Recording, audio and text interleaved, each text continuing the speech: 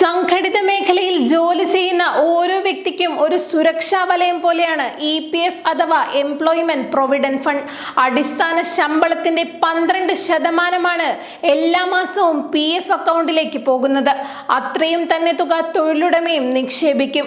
EPF-ൽ അംഗങ്ങളാകുന്നതിനുള്ള ശമ്പള പരിധി 15,000 രൂപയിൽ നിന്ന് 25,000 രൂപയായി ഉയർത്തുവാനുള്ള ചർച്ചകളും പുരോഗമിക്കുന്നുണ്ട്.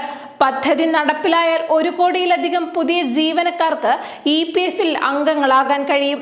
സ്വന്തമായി മതിയായ സമ്പാദ്യമില്ലാത്തവരെ സഹായിക്കാനാണ് ഈ EPF എന്ന നിക്ഷേപ ആശയം രൂപം കൊണ്ടത്. ഇപ്പോൾ ഈ നിക്ഷേപത്തിന് പലിശയായി ലഭിക്കുന്നത് 8.25%.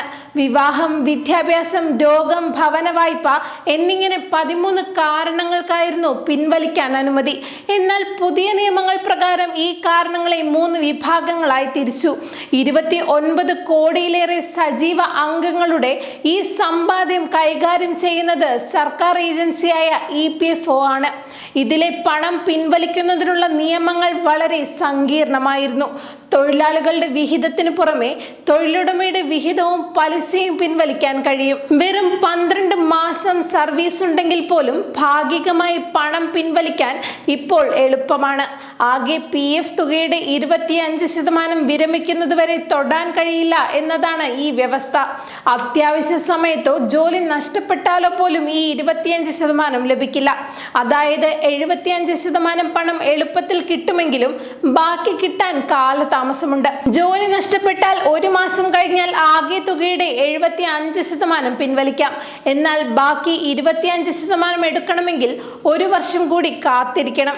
വിരമിക്കലിന് മുൻപ് പണം മുഴുവൻ പിൻവലിക്കുന്നത് തടയാനാണ് സർക്കാർ ഈ നിയമം കൊണ്ടുവന്നതെന്നാണ് അധികൃതർ പറയുന്നത്. ലോക്ക് ചെയ്ത പണം EPFO ഉപയോഗിക്കുന്നത് റോഡുകൾ, റെയിൽവേ പോലുള്ള പൊതുമരാമത്ത് കാര്യങ്ങൾക്കാണ്. അതായത് ഈ പണം സർക്കാരിന് കുറഞ്ഞ ചെലവിലുള്ള ദീർഘകാല മൂലധനമായി മാറുന്നു.